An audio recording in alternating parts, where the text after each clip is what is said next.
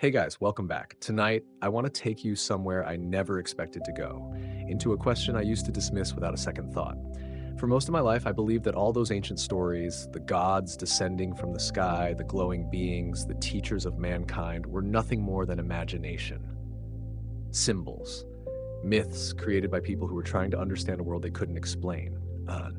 But then, I started noticing something. The same story appearing again and again and again, not in one place, not in one culture, but across the entire world. In ancient Mesopotamia, there were beings who came from the heavens and gave humanity knowledge, laws, agriculture, writing. In India, there were flying machines described in vivid detail, capable of crossing the sky with impossible speed. In the depths of the Amazon rainforest, a figure in a shining suit descended in light and taught entire communities how to live, before vanishing back into the sky.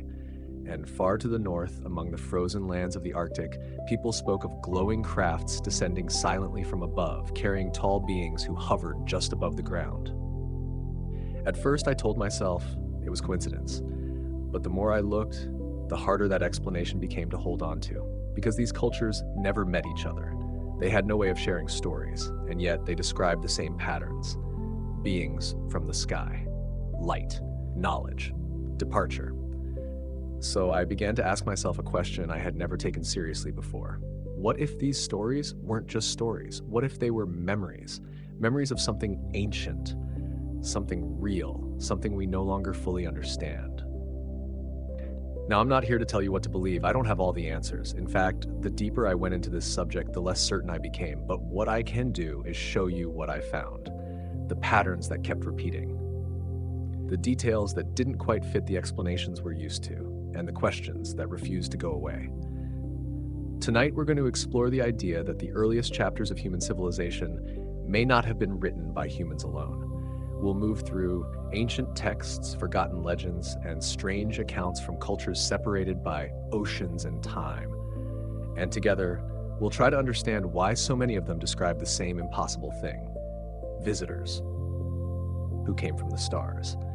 So before you get comfortable, take a gentle moment to like this video and subscribe, but only if these deep sleep history stories help you find peace, sleep better, or simply reflect on our shared journey through time. Now, close your eyes and let's begin.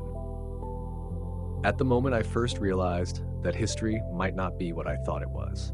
I used to believe with absolute certainty that all of this was just myth, stories created by ancient people trying to make sense of a world that must have felt overwhelming and unpredictable. Storms they couldn't explain, stars they couldn't reach, life and death moving in ways that seemed almost magical.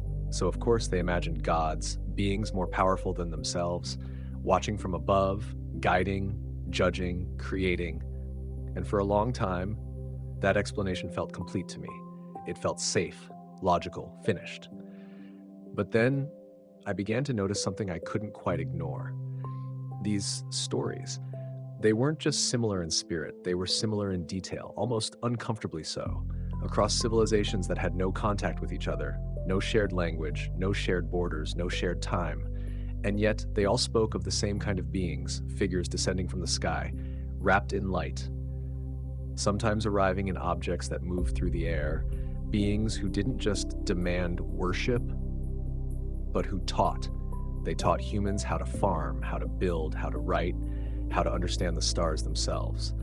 And that was the part that unsettled me the most. Because if these were just gods, then why did they behave like teachers? Why did they act less like distant creators and more like visitors? I remember the moment this question first stayed with me longer than it should have. It wasn't dramatic. There was no sudden revelation, just a quiet thought that refused to leave. What if these stories weren't created to explain the unknown, but to remember something that had already happened? And once that thought appeared, everything I had once dismissed so easily began to feel unfinished, incomplete. Because now I had to ask something I had never seriously asked before. If these civilizations were separated by oceans, by centuries, by entire worlds of experience, then why do they all tell the same kind of story? Why do they all remember beings from the sky? And perhaps more importantly, why do those stories feel so strangely consistent? I didn't have an answer then, and to be honest, I'm not sure I have one now. But that question, that single question, was the beginning of everything. The first place where this quiet doubt began to take shape was ancient Mesopotamia, one of the earliest cradles of human civilization, a place where writing itself was born, where cities first rose from the earth, and where, according to their own records, humanity was not entirely alone in its beginnings. They spoke of beings known as the Anunnaki, powerful figures, often translated simply as gods. But the more I read, the less that word seemed to fit, because these beings didn't behave the way gods usually do in stories. They didn't remain distant, silent, unreachable. Instead, they were present, involved, almost instructional. And among them, one figure stood out to me more than the others. Enki, a name that appears again and again in their texts, not as a destroyer, not as a judge, but as something far more unusual, a giver of knowledge, a guide, someone who taught humanity the foundations of civilization itself, agriculture, law, crafts, systems that allowed societies to grow and organize. And I remember thinking, this didn't feel like worship, it felt like education, as if humanity wasn't just created, but trained, shaped, step by something that understood far more than we did. And the deeper I looked, the stranger it became. Because this pattern didn't describe gods in the way I had always imagined them, distant creators watching from above. It described something else entirely, something closer, more tangible, almost like visitors who came with a purpose, who stayed long enough to teach and then eventually left. And that realization, quiet as it was, changed the way I saw everything that followed. Because if these beings were not just symbols, not just metaphors for nature or imagination, then what exactly were they? Why did so many ancient texts describe them not as objects of faith, but as sources of knowledge? And perhaps the most unsettling thought of all, what if the earliest chapters of human progress were not written by us alone, but guided by something else? Something we later chose to call gods, but that may have been something very different altogether. At first, I told myself it was just symbolism, ancient people looking up at the sky, imagining their gods lived above the clouds.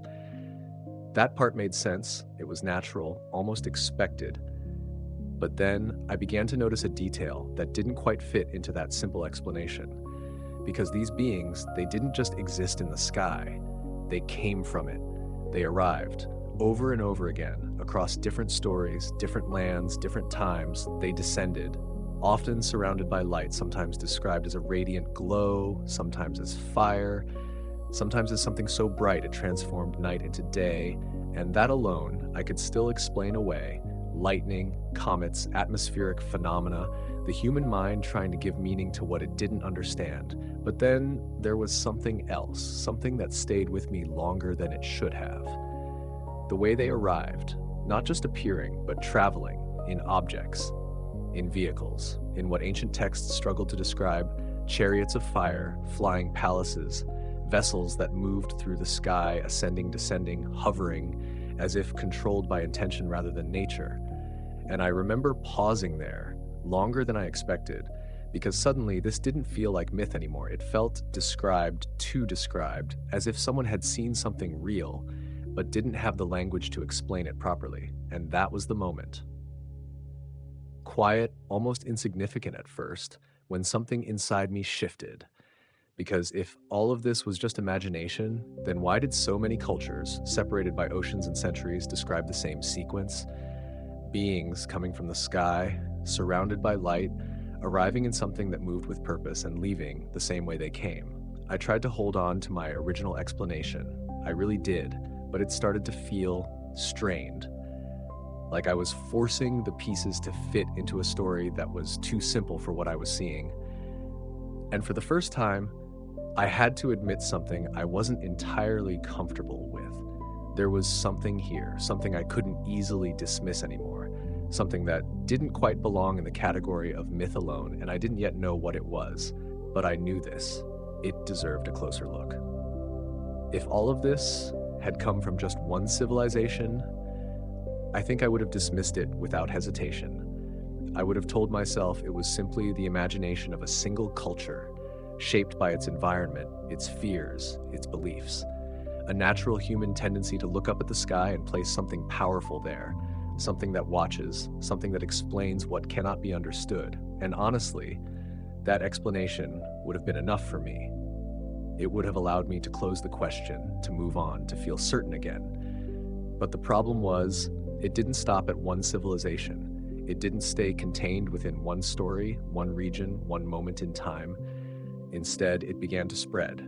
Quietly at first, then unmistakably, I started seeing the same patterns appear in places that should have had no connection to each other. No shared language, no shared myths, no way of exchanging ideas across oceans and continents that, at the time, might as well have been different worlds entirely.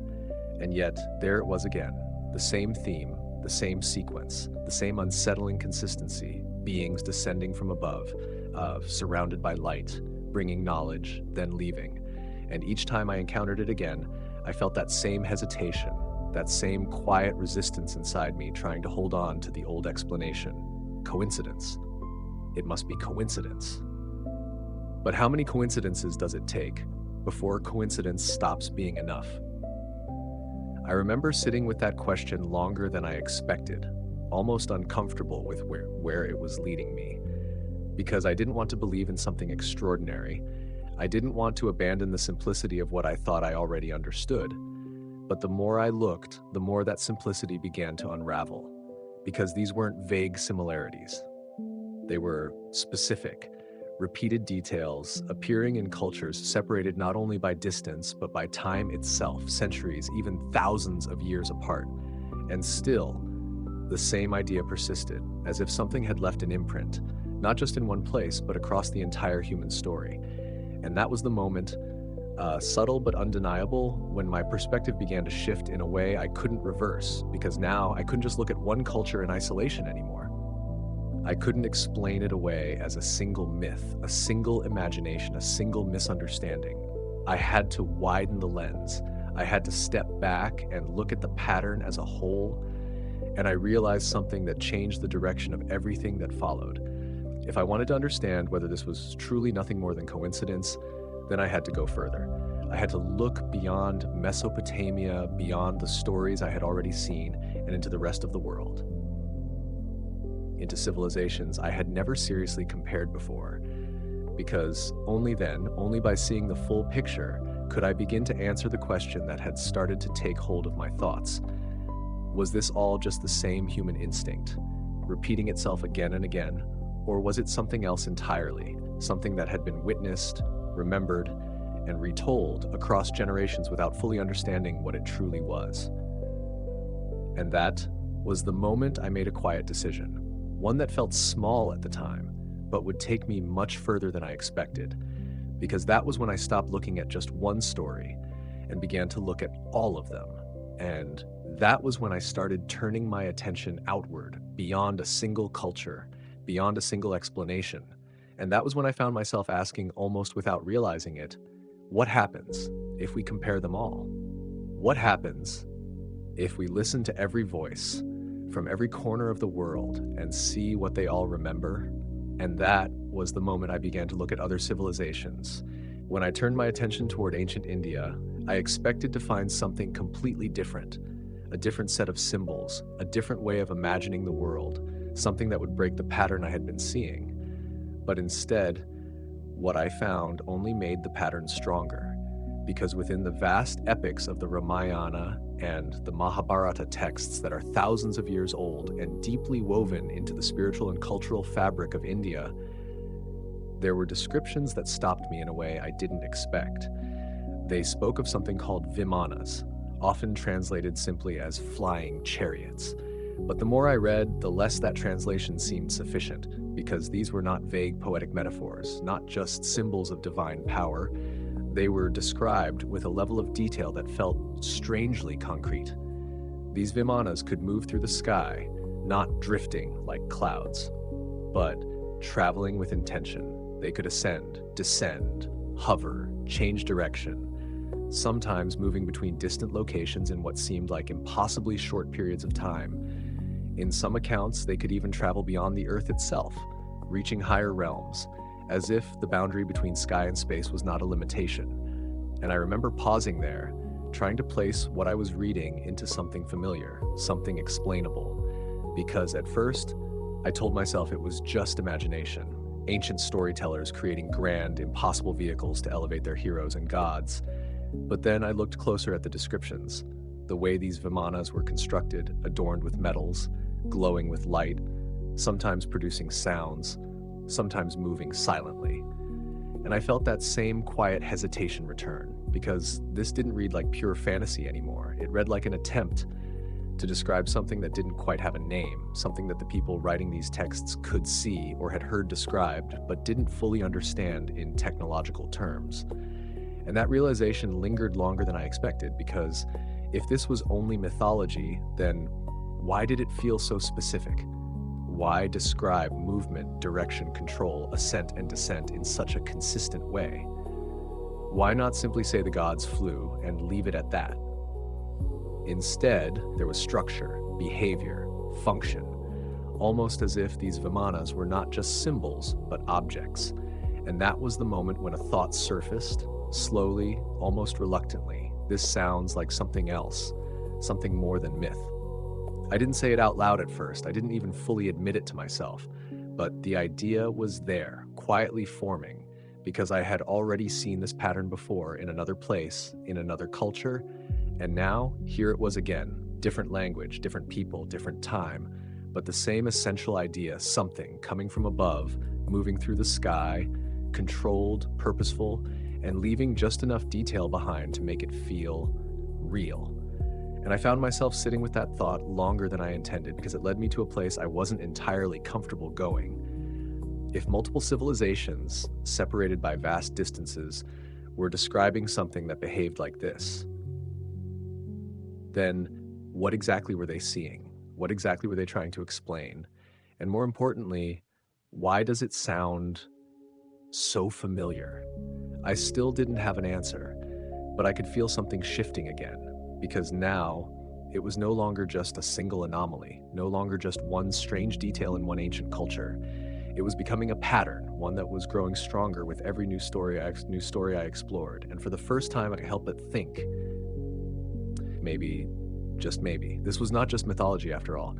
When I moved away from the structured texts of ancient India and began looking into oral traditions, stories passed down not through written language, but through memory, through generations.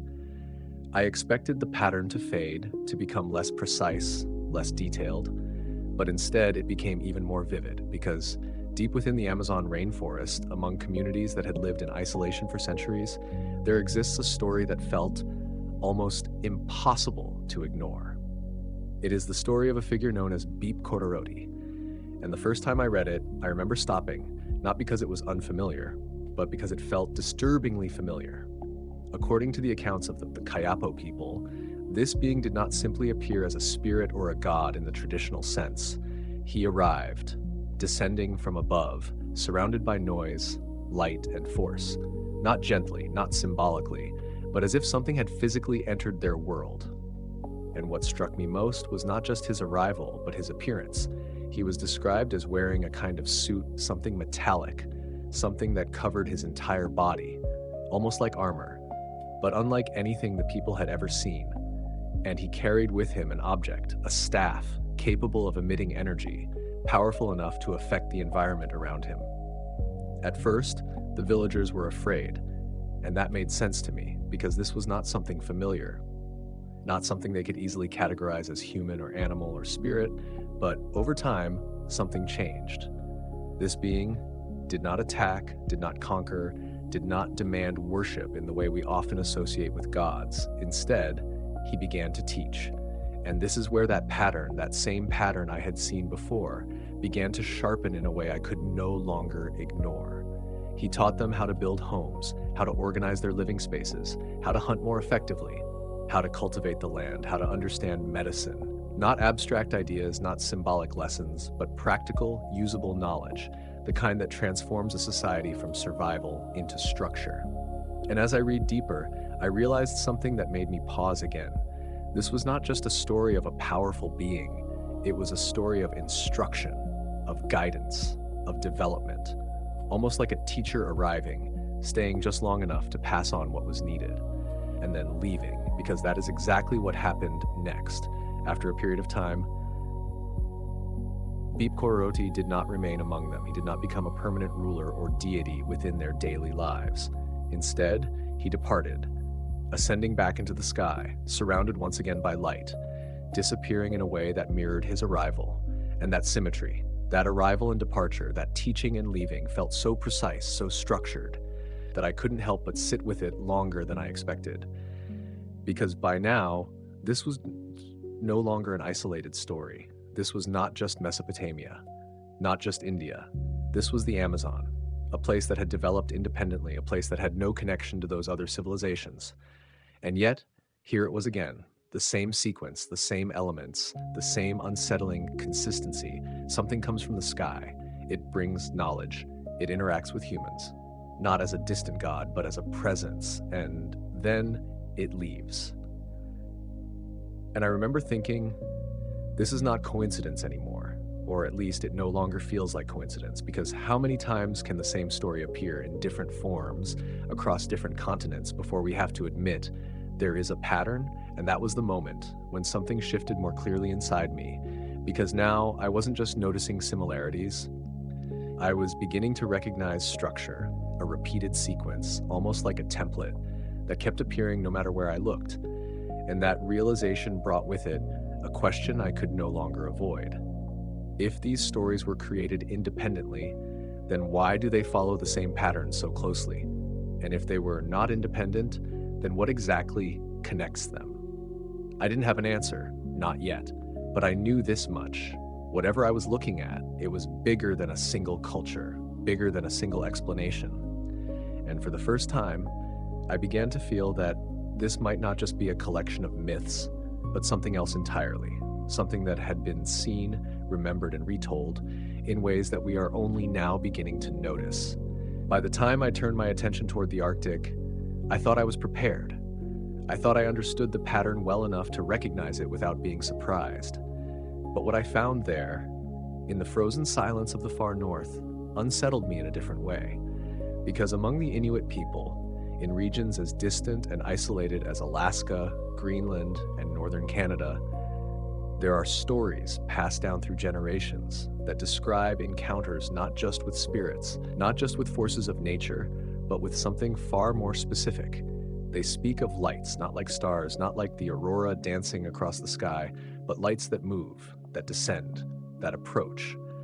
Sometimes silently, sometimes accompanied by a low humming sound, sometimes wrapped in a glow so intense that it transforms the darkness of the Arctic night into something resembling day. And at first, I tried to explain it the way I always had: natural phenomena. Atmospheric illusions, reflections of ice and light playing tricks on perception. But then, there were the beings, because in many of these accounts, the lights are not alone. They are accompanied by figures, tall, unfamiliar, not quite human in appearance, beings described with pale or luminous skin, with large eyes that seem to reflect light rather than absorb it. And in some stories, they do not walk, but hover, just slightly above the ground. And that detail, that single detail, stayed with me longer than I expected because it felt so precise. Too precise to be dismissed easily as imagination. One story in particular described a night when something descended from the sky like a falling star, illuminating the frozen land beneath it, and from within that light, a figure emerged, silent, observing, communicating in ways that did not rely on spoken words. And then, after a brief interaction, it returned to the sky, rising, disappearing, leaving nothing behind except memory. And I remember sitting there, reading this, feeling that same tension again, that same quiet resistance, trying to hold on to the idea that all of this was simply myth. But by now, that explanation was beginning to feel insufficient, because I had seen this before, not in the Arctic, but in other parts of the world, under different names in different languages, but with the same structure. Something descends. It brings light, presence, sometimes knowledge, and then it leaves. And what made this even more difficult to ignore was how closely these descriptions began to resemble something far more modern, something we still talk about today. Because when I compared these ancient Arctic stories to modern reports of unidentified flying objects, the similarities were unsettling. lights moving in ways that defy conventional understanding, silent craft hovering above the ground, humanoid figures, often described with large eyes, smooth features, and movements that seem almost effortless. And I found myself asking a question I hadn't fully allowed myself to ask before. What if these are not separate phenomena? What if the stories of the past and the sightings of the present are describing the same kind of experience, just interpreted through different lenses? Because an ancient observer, without the language of technology, would describe what they saw in the only way they could, as spirits, as gods, as beings of light, while a modern observer surrounded by concepts of machinery and science might describe the same event as a craft, as a vehicle, as something extraterrestrial. And that thought, quiet as it was, began to connect things in a way I hadn't expected, because now it was no longer just about ancient myths, it was about continuity. A thread that seemed to stretch from the distant past into the present moment. And that was the point, when the pattern I had been noticing stopped feeling like coincidence altogether and started to feel like something persistent, something that had not entirely disappeared. And I didn't know what to make of that yet. I still don't, if I'm being honest, but I know this. When stories separated by thousands of years begin to describe the same shapes, the same lights, the same beings, in ways that echo each other so closely, it becomes very difficult to simply look away. There was a moment, quiet, almost ordinary, when all of this stopped being just information and became something I couldn't step away from. It wasn't when I first read about ancient Mesopotamia, or when I saw the descriptions in India, or even when I learned about the stories from the Amazon and the Arctic. It was later, after I had seen enough, after the pattern had repeated itself one too many times, that a single question began to settle in my mind and refused to leave. A question so simple that at first it didn't seem important, but the more I sat with it, the more it grew until it became impossible to ignore. Why do people who have never met, who have never shared language, who have never crossed oceans or borders, end up telling the same kind of story? Not similar in a vague way, not just there are gods or there are spirits, but similar in structure and detail, in sequence, beings. Descending from the sky, surrounded by light, interacting with humans, often teaching, often guiding, and then leaving, ascending back into the sky, over and over again, across continents, across centuries, across entire civilizations that had no way of influencing each other. And I remember lying there, staring into the dark, trying to find a simple explanation, something I could hold on to, something that would bring this back into the realm of what I understood. Because the human mind, it seeks patterns, it creates meaning, it connects things even when they're not connected. Maybe this was just that, a natural tendency, repeated across cultures, because we all look at the same sky, we all wonder about the same unknown. But the more I tried to convince myself of that, the more it began to feel incomplete, because this wasn't just a shared curiosity, it was a shared narrative, almost as if something had been experienced, and then remembered, and then retold, in slightly different forms, but with the same underlying structure preserved. And that thought, that possibility, was the one that kept me awake longer than I expected. Because if these were just stories, then they should vary more. They should drift, change, lose their shape over time. But instead, they seemed to hold on to something consistent, something stable, something that refused to fade completely. And I found myself turning the question over and over again, looking at it from different angles, trying to break it, trying to reduce it to something simple, something explainable. But it kept returning to the same place. Why the same pattern? Why the same sequence? Why the same imagery of light, descent, knowledge, and departure? And perhaps the most unsettling part of all, why does it feel as if these stories are not just inventions, but echoes? Echoes of something that may have happened so long ago that we no longer remember it clearly, but not so long ago that we forgot it entirely. And I don't claim to have the answer. I still don't. But I know this. That question changed the way I look at history, at mythology, at everything I once thought I understood. Because once you begin to see the pattern, once you begin to notice how often it repeats, it becomes very difficult to return to the comfort of thinking it's all just coincidence. And that, more than anything else, is what stayed with me. Not a conclusion, not a belief, but a question. One that lingers quietly in the background, even now. Why do we all remember the same story? At some point, as I sat with all of these stories, all of these repeated patterns, I realized I might be asking the wrong question. Maybe the real question wasn't, did these beings exist? Maybe the real question was, how would we even recognize them if they did? And that thought led me somewhere unexpected, somewhere simple, almost obvious, but strangely powerful. I began to imagine something very specific. What would happen if you took a modern machine, something we understand easily today, and placed it in front of someone living thousands of years ago? Not explained, not introduced, just suddenly there, descending from the sky. Imagine an airplane, a massive object made of metal, moving through the air with speed and precision, producing sound, light, force. Imagine it appearing above a small ancient settlement, cutting through the clouds, descending toward the earth. What would they see? More importantly, how would they describe it? Because they would have no concept of engines, no understanding of aerodynamics, no language for propulsion systems or fuel or controlled flight. All they would have is what they can observe and what they can compare it to within their own world.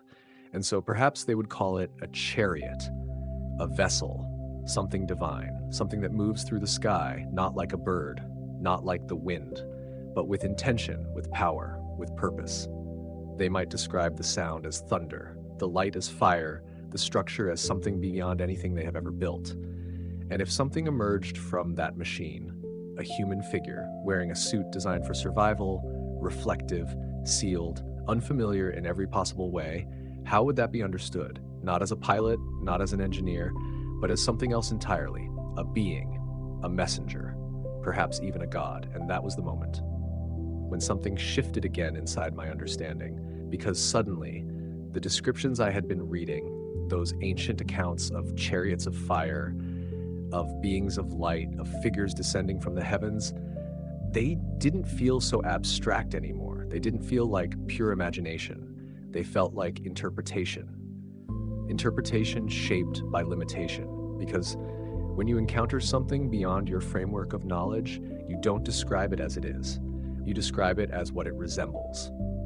And for ancient people, the closest reference they had for something powerful, something beyond human, was the divine. And that realization, simple as it may seem, carried a weight I didn't expect, because it meant that what we call mythology might not always be, and sometimes it might be translation. A translation of something real, filtered through the lens of a mind that did not yet have the tools to understand it. And that idea, that technology could be perceived as magic, not because it is magical, but because it is unfamiliar, began to connect so many things at once. Because now, when I look back at those stories, those descriptions, those repeated patterns, I no longer saw them as exaggerated fantasies. I saw them as attempts to describe something that didn't fit into the world as they knew it. And that raised a question that felt both simple and deeply unsettling. If advanced technology were placed in front of us today, something far beyond what we understand, would we recognize it for what it is? Or would we, just like those who came before us, try to explain it using the closest meaning we have and call it something else entirely? And if that is true, then perhaps, just perhaps, some of the things we have always called myths were never meant to be myths at all. The more I revisited these accounts, slowly, carefully, without rushing to explain them away, the more something began to unsettle me in a way I couldn't easily dismiss. It wasn't just that the stories were similar, it was how similar they were, in the details, in the behavior, in the way certain elements appeared again and again, almost unchanged, as if they were anchored to something real. I went back to the descriptions of the Vimanas, those flying structures in ancient Indian texts, and this time I tried not to read them as poetry, but as observation. Machines that could rise, descend, hover, change direction at will, sometimes described as shining, sometimes producing sound, sometimes moving silently across vast distances. And I paused there, because that level of consistency, that focus on movement, on function, felt different from what I expected of mythology. Myths tend to exaggerate, to transform, to evolve over time, But these descriptions, they seem to preserve something, almost like a memory trying to stay intact. And then I thought about the stories from the Arctic, the so-called chariots of fire, descending from the sky, surrounded by light, sometimes silent, sometimes accompanied by a strange hum. And I felt that same tension return because, once again, it wasn't just the idea of something flying, it was the way it behaved. Controlled, purposeful, almost mechanical in its precision. And then there were the beings themselves, those figures described across cultures, often surrounded by light, sometimes radiant, sometimes glowing, sometimes appearing almost too bright to look at directly. And I began to wonder, what does glowing really mean in this context? Is it symbolic or is it descriptive? Because if someone unfamiliar with artificial lighting, with reflective materials, with advanced suits or equipment, were to encounter a figure illuminated in a way they had never seen before, how else would they describe it? Perhaps as radiant, divine, otherworldly. And I realized, almost reluctantly, that I had been assuming something without noticing it. I had been assuming that ancient descriptions were vague, that they were purely imaginative. But the more I looked, the more I saw structure, repetition, consistency. Too much consistency. And that was the moment when my certainty began to shift. Not dramatically, not all at once, but gradually. Like something loosening its grip on what I thought I understood, because now I couldn't ignore the similarities anymore. Vimanas, chariots of fire, luminous beings, descending light, controlled movement, departure back into the sky, different words, different cultures, but the same core elements repeating with a precision that felt almost intentional. And I remember thinking, this is where it becomes difficult, because either all of these civilizations, separated by vast distances and time, somehow imagined the same detailed phenomena independently, or they were describing something that behaved in a consistent way, something that appeared the same no matter where it was seen, and I didn't know which explanation was more difficult to accept, because one required an extraordinary level of coincidence, and the other required me to reconsider everything I thought I knew about the origins of these stories. And that is where the doubt began to settle in more deeply, not as a belief, not as a conclusion, but as a question that no longer felt optional to ask. Because now, when I looked at these descriptions, I no longer saw isolated myths. I saw fragments, pieces of something larger, something that might have been experienced and then interpreted again and again, through different eyes, in different times. And for the first time, I had to admit something to myself, quietly, almost reluctantly. I'm not as certain as I used to be. There was one story, older than most, quieter, less dramatic at first glance, that stayed with me in a way I didn't expect. It came from ancient Mesopotamia, a narrative about a king named Etana, a figure who, according to the tale, ascended into the sky, carried by a great eagle, rising higher and higher beyond what any human of that time could physically reach. And at first, I read it the way I had always read stories like this, as symbolism, as metaphor, perhaps a spiritual journey, a poetic way of describing ambition or divine favor. But then, I reached the part that made me stop, because as Etana rises, he begins to describe what he sees below him, the earth shrinking, becoming smaller, less detailed, until it no longer resembles what it once was.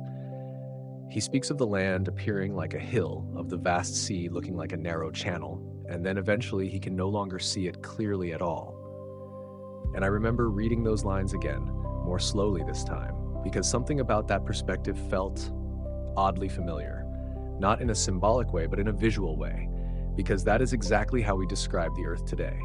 When seen from great heights, from aircraft, from orbit, from space, the gradual shrinking, the loss of detail, the transformation of vast landscapes into simplified shapes until the boundaries blur and disappear. And I found myself asking a question that felt almost too simple, but impossible to ignore. How would someone living thousands of years ago, with no concept of flight, no understanding of altitude, no experience of leaving the ground, describe something like that? Because imagination, while powerful, tends to exaggerate, to create things that are larger, more intense, more dramatic. But this description, it does the opposite. It becomes simpler, quieter, more observational, almost as if it is describing something that is actually being seen, rather than imagined. and I tried again to bring it back into the realm of what I understood. Perhaps it was inspired by climbing mountains, by looking out from high places, by watching the horizon stretch and change. But even then, the comparison didn't fully hold, because mountains do not take you high enough to see the world shrink in that way. They do not remove the sea from view. They do not reduce entire landscapes into abstract shapes. And that was when the question returned, stronger this time, more persistent. How did they imagine this?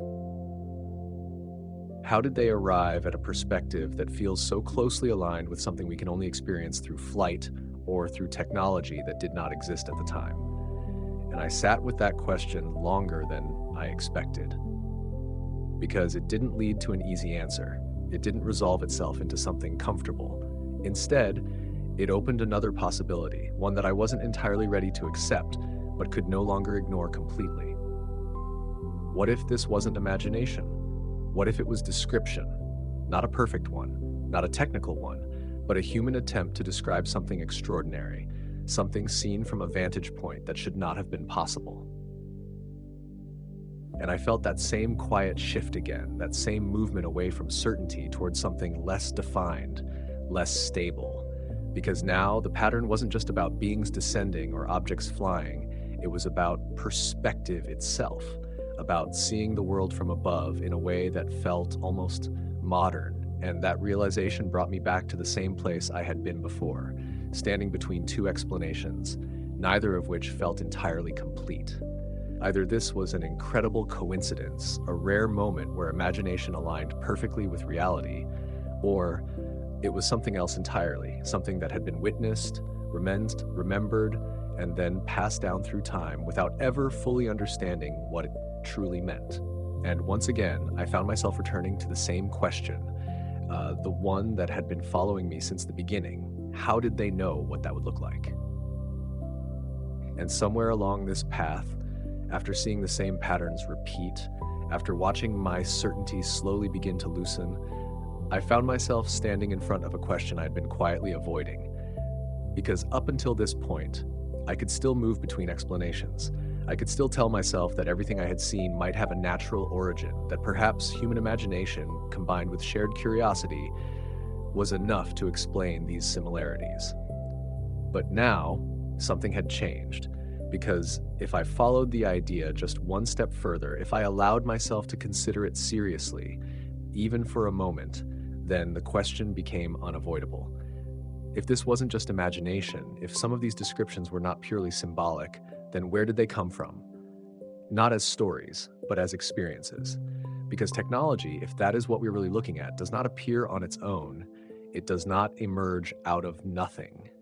Especially not in isolated moments across different civilizations.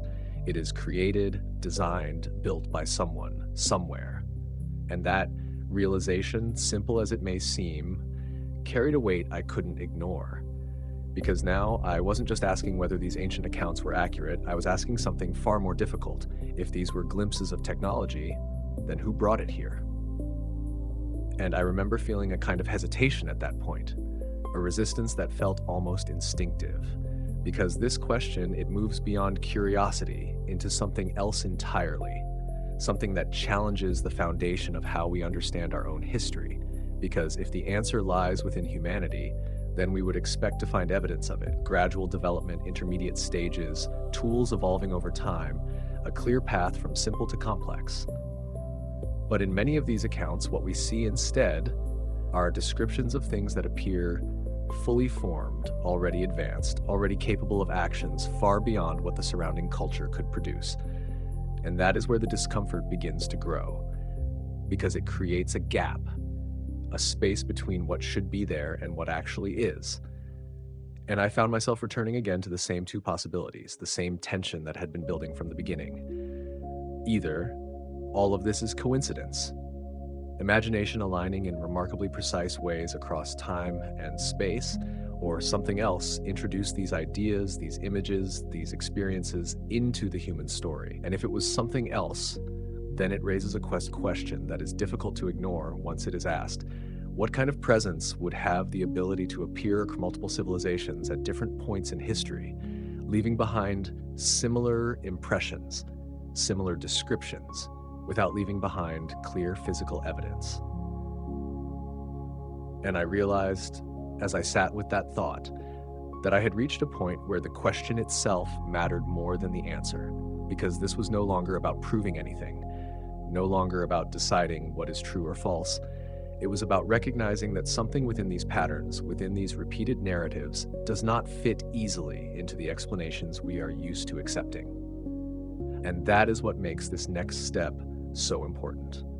Because if we are going to continue this exploration, we can no longer stay at the surface level. We can no longer look at these stories in isolation.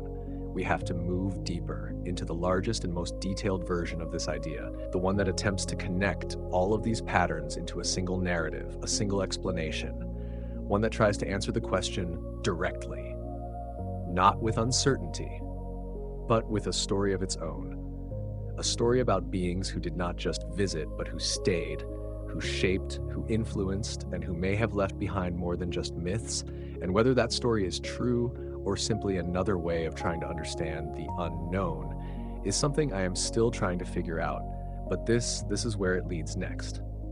When I finally allowed myself to step into the largest version of this idea, the one that tries to connect everything I had seen so far, I found myself returning once again to ancient Mesopotamia, but this time, not as a collection of scattered myths, but as something more structured, more deliberate, almost like a narrative trying to explain everything at once.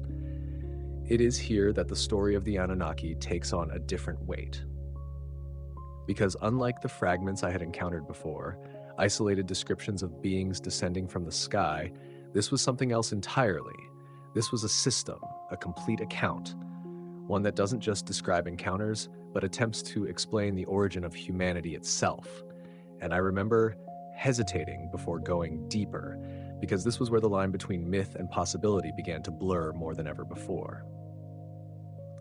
According to this interpretation, the Anunnaki were not simply distant gods watching from above, they were present, active, involved in the development of early human civilization. They did not remain hidden in the sky. They came here. They arrived on Earth, not as abstract forces, but as beings with intention, with purpose. And what struck me most was not just their presence, but what they were said to have done. Because in these accounts, humanity is not entirely self-made. It is described as something that was shaped, guided, even created. The idea that early humans or hominids were altered, modified, transformed into something more capable, more intelligent, more suited to serve a specific function. And I remember sitting with that idea longer than I expected, because it challenges something fundamental, something deeply ingrained in how we understand ourselves, the belief that our development was entirely our own, that we rose gradually, step by step, through time. But here in this narrative, that process is interrupted, accelerated, influenced by something external. And then there is the knowledge. Because once again, the pattern returns. These beings, like the figures I had seen in other cultures, are not just creators, they are teachers. They bring with them systems, agriculture, law, writing, social structure, the foundations of civilization itself. And I found myself pausing there, because this is where the story begins to feel different, heavier, less like myth and more like something trying to describe a transition, a shift from something simpler to something more complex. And I could feel that same thought rising again, stronger now, more difficult to ignore. This doesn't feel like a typical story about gods, because gods, at least in the way I had always understood them, do not need to teach step by step.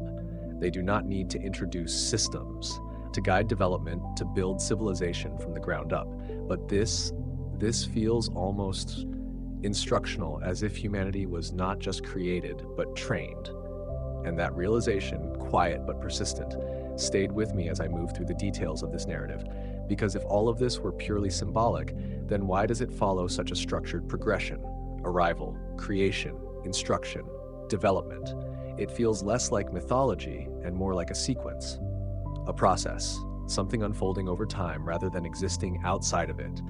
And I remember thinking, almost without meaning to, this is where it changes. This is where it stops feeling like distant stories passed down through imagination and starts to feel like something attempting to explain a very specific origin. And I didn't know whether to accept that or to step back from it, because both options carried their own kind of discomfort. But I knew this much, standing there. At that point in the story, I could no longer say what I had once said so easily before. I could no longer look at this and simply call it myth. Because whether it is true or not, whether it is interpretation or reality, this does not feel like mythology anymore. It feels like something else entirely. As I followed this narrative further, deeper into the structure of what the Anunnaki story was trying to describe, I arrived at something that felt both fascinating and deeply unsettling at the same time. Because this was no longer just about beings on Earth, it was about where they came from, a place referred to as Nibiru. And I remember the moment I first encountered that name. It didn't feel ancient at all. It felt almost modern. Almost like something pulled from science fiction rather than mythology. But the more I read, the more I realized this wasn't presented as a vague realm or a symbolic heaven. It was described as a place, a world, a planet with its own conditions, its own environment, its own needs. And that was the first thing that made me pause, because mythology often speaks in abstraction, in metaphor, in symbolism, but here there was detail. Nibiru was said to follow a long, elliptical orbit, one that brought it close to Earth roughly every 3,600 years, a cycle, a pattern, something measurable, something repeatable. And I remember thinking, why such a specific number? Why describe a cycle at all if this was purely symbolic? And then there was the purpose, the reason given for their arrival on Earth. According to this interpretation, the Anunnaki came not just to explore, not just to observe, but to extract something, gold, a resource they supposedly needed to repair or stabilize the atmosphere of their own planet.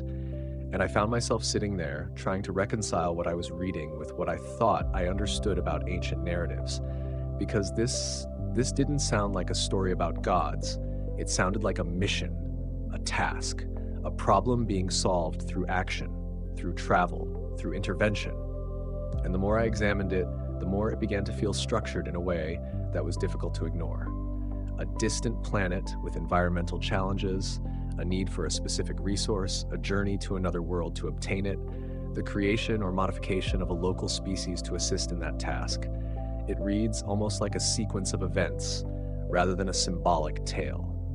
And that was the moment when the discomfort returned, stronger than before.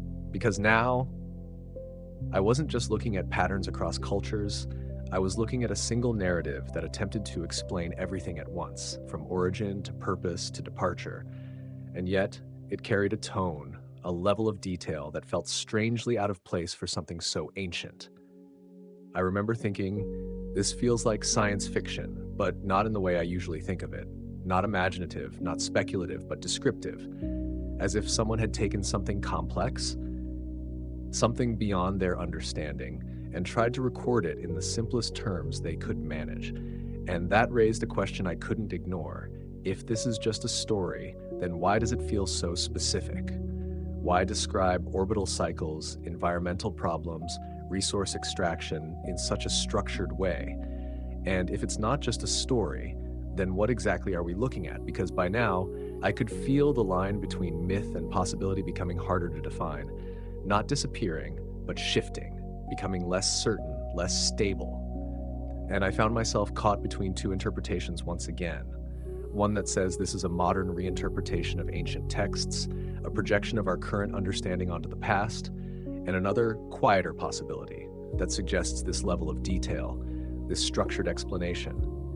As might be rooted in something that was once experienced, but not fully understood.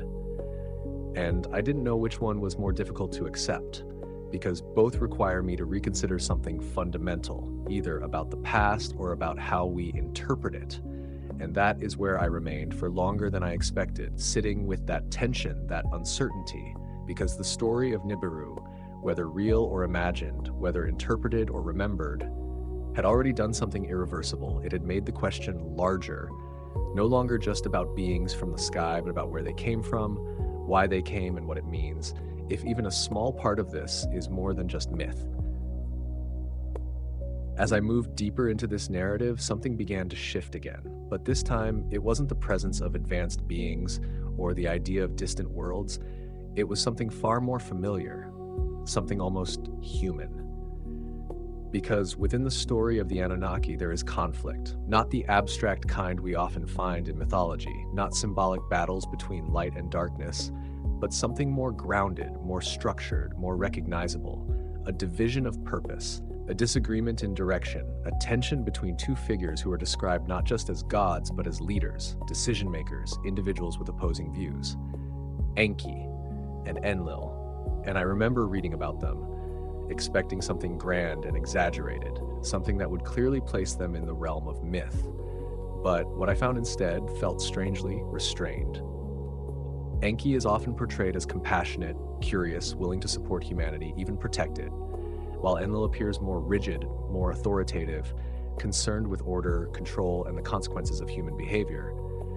And at first, I thought this is just another symbolic contrast: kindness versus severity, chaos versus order, a common theme across many mythologies. But then the story continues, and the tension between them begins to take form in a way that feels less symbolic and more procedural, because this disagreement leads to decisions, actions, consequences. One of the most striking of these is the account of a great flood, a catastrophic event, one that appears not only in Mesopotamian texts, but echoes across many cultures around the world.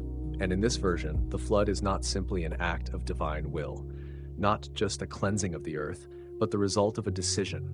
Enlil, seeing humanity as problematic, noisy, perhaps even uncontrollable, chooses not to intervene, not to warn, allowing the flood to proceed as a form of correction, while Enki, in contrast, chooses to act, to quietly intervene, to provide knowledge to a human figure, allowing some to survive. And I remember pausing there, because this didn't feel like mythology anymore. It felt like strategy, like disagreement within a leadership structure, where one side prioritizes order and the other prioritizes preservation. And that realization carried me further into the narrative, where the tension escalates, where disagreements are no longer contained to decisions, but begin to resemble something more volatile: conflict, division, even war. Stories that speak of destruction, of cities reduced to ash, of forces unleashed that feel disproportionate, overwhelming, almost as if they were beyond the natural capabilities of the time. And I found myself sitting with that again, feeling that same quiet shift in perception. Because when I looked at these accounts, stripped of their names, stripped of their divine labels, what remained felt familiar in a way I couldn't ignore. Factions, disagreement, intervention, escalation, consequence. These are not just elements of myth, they are elements of history. And that was the thought that stayed with me longer than anything else in this part of the story. Because for the first time, I couldn't help but think, this sounds less like mythology and more like something else entirely. Something that follows the same patterns we see in human history, in conflicts between groups, in disagreements over direction, in the consequences that follow when those disagreements cannot be resolved. And I didn't know what to do with that realization, because it doesn't prove anything. It doesn't confirm that any of this is real. But it changes the way the story feels. It shifts it from something distant symbolic into something that resembles structure, behavior, decision-making. And that is where the discomfort deepens. Because once a story begins to feel like history, even slightly, it becomes much harder to dismiss completely. And I found myself asking quietly, almost cautiously, what if these stories are not just about gods acting beyond human understanding, but about something that operated within its own system, its own hierarchy, its own conflicts? Something that, for lack of a better word, behaved not like myth, but like a civilization. And that thought, whether right or wrong, stayed with me.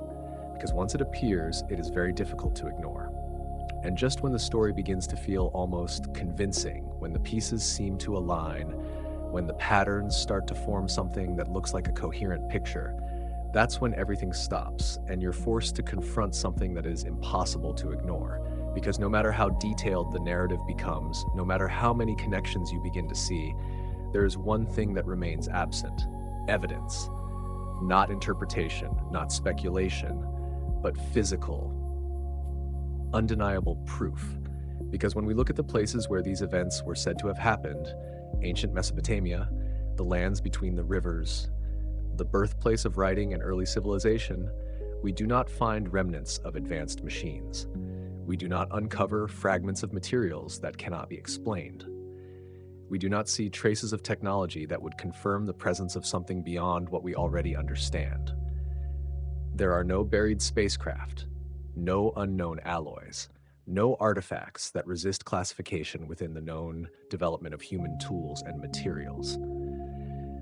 And I remember sitting with that realization because it felt like everything I had been exploring suddenly reached a wall, a boundary that could not be crossed with curiosity alone. Because up until this point, I could allow the patterns to guide me. I could follow the similarities. I could entertain the possibility that something unusual might have influenced early human history.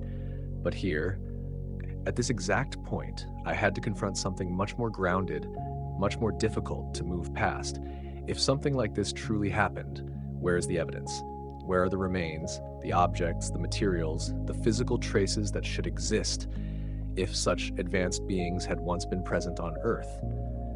And the silence that follows that question is not easy to sit with, because it forces everything back into uncertainty, back into possibility rather than conclusion. And I found myself pulled in two directions at once. One part of me returning to the comfort of skepticism, reminding me that without evidence, extraordinary claims remain just that, claims. While another part, quieter, less certain, but still persistent, continued to hold on to the patterns, the repetitions, the details that felt too consistent to ignore completely, and that tension, that space between what is described and what can be proven, became the most difficult part of this entire exploration, because it doesn't allow for a clean answer.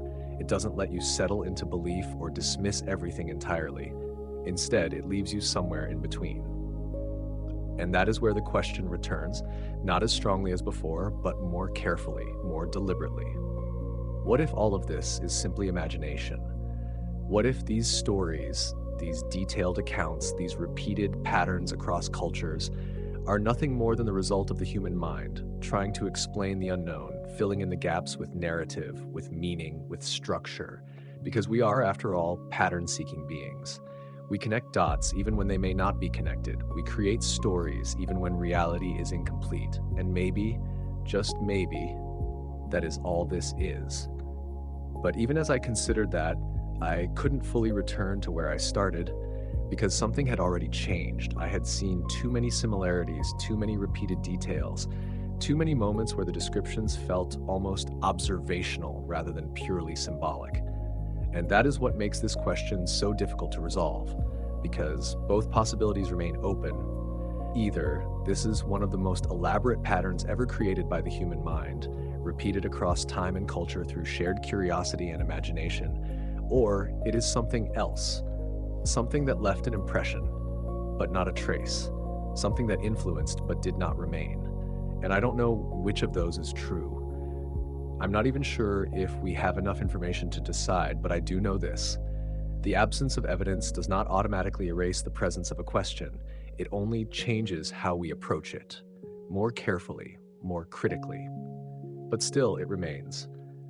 And perhaps that is the real turning point in all of this, not when we think we have found an answer, but when we realize how much we still don't know. And at some point, I had to stop following the mystery and turn around to face the explanation I had trusted from the very beginning. Because if I was going to be honest, truly honest with myself, I couldn't just explore the possibilities that fascinated me. I also had to confront the ones that grounded me. The perspective that comes not from speculation, but from evidence, from research, from the slow and careful work of science. And when I did that, when I stepped back into that framework, everything began to look different again. Because according to archaeology, anthropology, and the broader scientific understanding of human history, there is no need to introduce anything beyond humanity itself to explain what we see. Civilizations did not appear suddenly. They did not leap forward without reason. They developed gradually over long periods of time through trial, error, adaptation, and the sharing of knowledge between groups. Agriculture emerged not as a gift, but as a discovery, repeated and refined across regions. Writing systems evolved, not overnight, but through incremental changes, symbols becoming structured, structured becoming language, architecture, law, social systems, all of it built layer by layer, generation after generation, without the need for external intervention. And when similarities appear between distant cultures, science offers an explanation that feels simple, almost elegant in its logic. Human beings, regardless of where they are, face similar challenges: survival, organization, meaning, and so they arrive at similar solutions. Pyramids, for example, appear in different parts of the world, not because they were taught by the same external force, but because the shape itself is structurally stable, practical, and effective for building upward without advanced materials. Myths, too, follow patterns because the human mind tends to create narratives in similar ways, assigning meaning to the unknown, placing powerful beings in the sky, because that is where the unknown feels most vast, most unreachable. And I remember sitting with this perspective, feeling a kind of relief, because it brought everything back into a space I understood. It removed the need for extraordinary explanations. It grounded the story in something familiar, something human. And yet, at the same time, I could feel something else, something quieter, resisting just enough to keep the question open. Because while this explanation is logical, while it is supported by evidence, while it aligns with everything we know about how knowledge spreads and evolves, it doesn't fully erase the patterns I had seen. It explains them, yes, but it doesn't dissolve them completely. And that is where the tension returns, not as strong as before, but still present. Because now I find myself in a different position, not between belief and disbelief, but between two ways of understanding the same thing. One that says everything can be explained through human development, through culture, through time, and another, quieter possibility that suggests there may be elements we have not fully understood yet. And I don't know which one is right. I'm not even sure if they are mutually exclusive, but I do know this. If I'm going to continue this exploration, I have to allow both perspectives to exist, side by side. Because dismissing one too quickly in either direction would mean closing the question before it has been fully examined.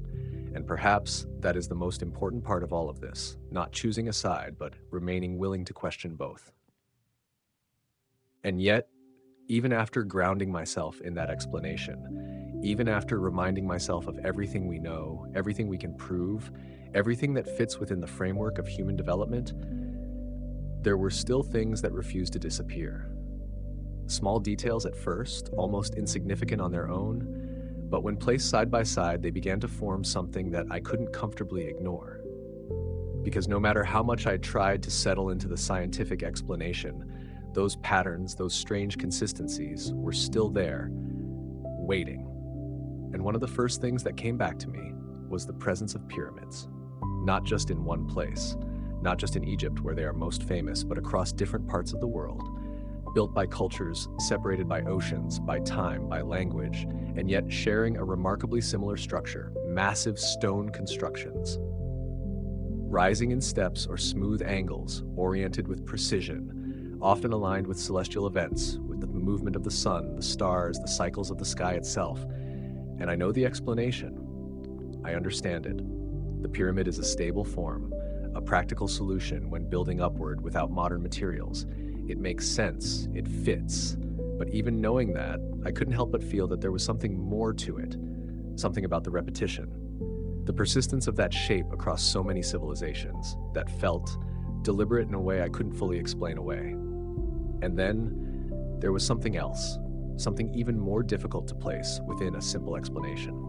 The knowledge of Sirius B, a star that cannot be seen with the naked eye, a companion to Sirius A, invisible without advanced tools, and yet, within the traditions of the Dogon people in Africa, there are accounts that describe its existence, its characteristics, in ways that seem unexpectedly precise.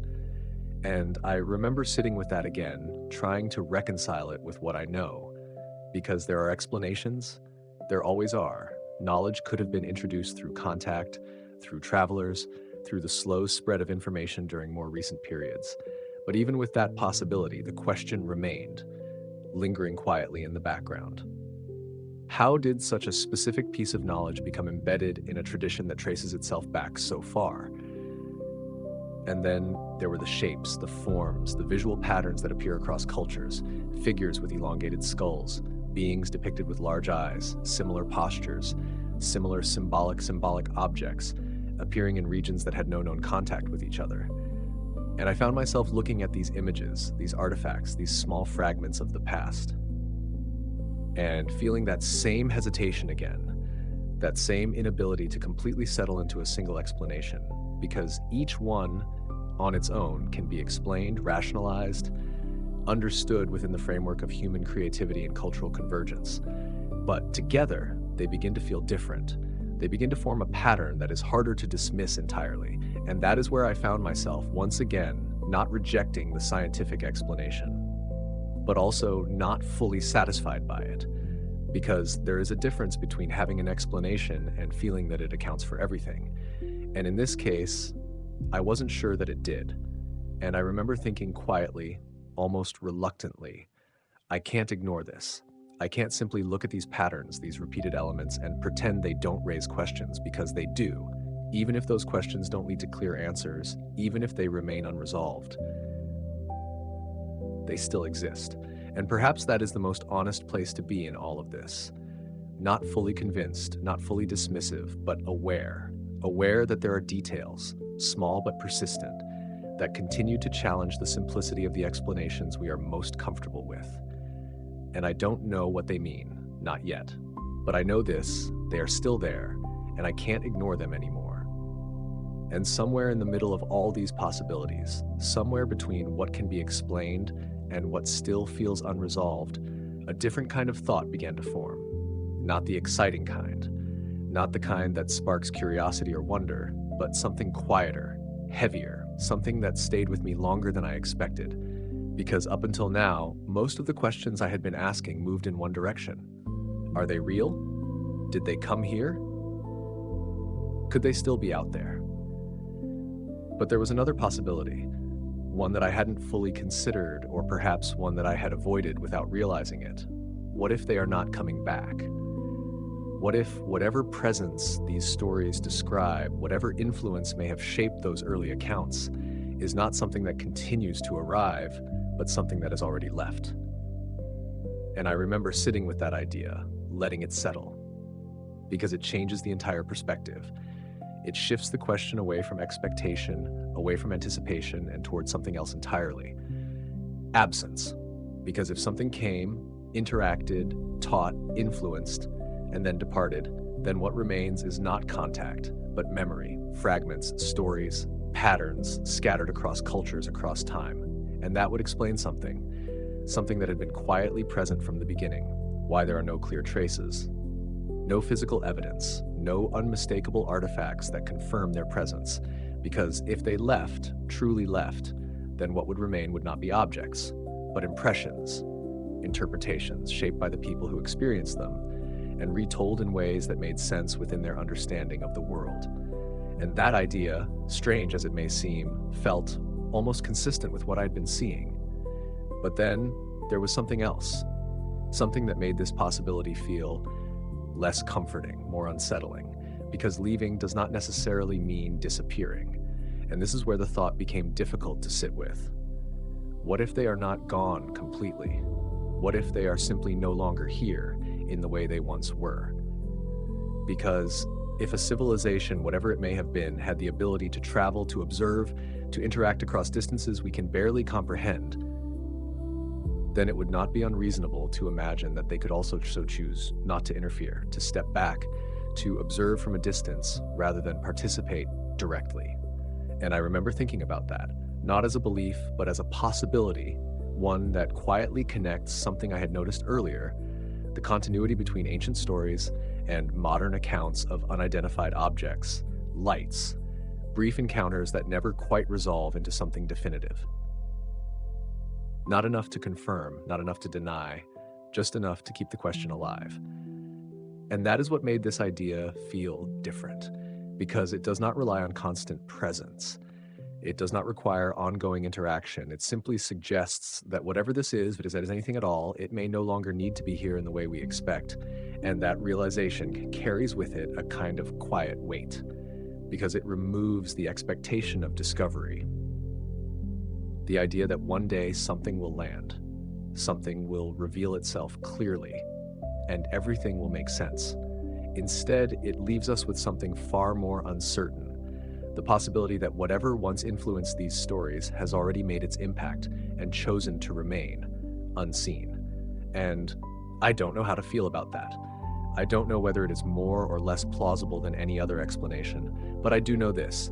It introduces a different kind of question, one that is not about the past, but about the present. Not about what happened, but about what might still be happening, quietly, beyond our awareness. And that thought, whether true or not, is not easy to dismiss once it appears. And now, after following this path further than I ever intended, after moving through stories I once ignored, patterns I once dismissed, and questions I once avoided, I find myself in a place that feels strangely quiet. Not because I have found an answer, but because I haven't. And maybe that is the part I didn't expect. Because when I first began this journey, I was certain of one thing, absolutely certain, that all of this, every story, every account, every mention of beings from the sky, was nothing more than mythology. Imagination shaped by fear, by curiosity, by the human need to explain what it could not understand. And that certainty, it felt comfortable. It allowed me to move on, to not question too deeply, to not look too closely. But somewhere along the way, that certainty began to change, slowly, almost unnoticed at first. And the more I looked, the more I listened, the more I compared, the harder it became to return to that simple explanation, because the patterns, they remained, the details, they repeated, the same ideas, appearing across cultures that had no connection, no shared origin, no reason to tell the same kind of story, and yet they did. And I don't know what that means. I don't know if it points to something real, something misunderstood, or simply something deeply human. A reflection of how we all look at the unknown and try to give it form. But I do know this. The question itself has changed me, because I can no longer look at these stories the way I once did. I can no longer dismiss them entirely, nor can I accept them without hesitation. I exist somewhere in between now, between explanation and mystery, between what we know and what we are still trying to understand. And perhaps that is where this journey was always meant to lead. Not to a conclusion, not to a final answer, but to a place where the question remains open, where curiosity is not replaced by certainty, but sustained by it. And if there is one thing I have come to realize, it is this. The absence of a clear answer does not mean the question is unimportant. Sometimes it means the question is worth asking again and again and again. I began this journey believing that everything I would find could be explained away, categorized, placed neatly into the past as stories we had already outgrown. But the deeper I went, the more I realized there are questions that do not resolve so easily, questions that linger, not because they are unsolvable, but because they challenge the way we think, the way we interpret, the way we understand our place in the world. And maybe, just maybe, that is the real purpose of all of this. Not to prove, not to convince, but to remind us that there is still so much we do not fully understand, so much that remains just beyond the edge of certainty. And as I sit here now, looking back at everything I have explored, everything I have questioned, everything I have reconsidered, I find myself returning to the same thought, the one that started it all. But now it feels different, more careful, more aware. I began this journey with the belief that all of this was just mythology. But the further I went, the more I realized there are questions that are not as easy to answer as I once thought. And maybe that is enough.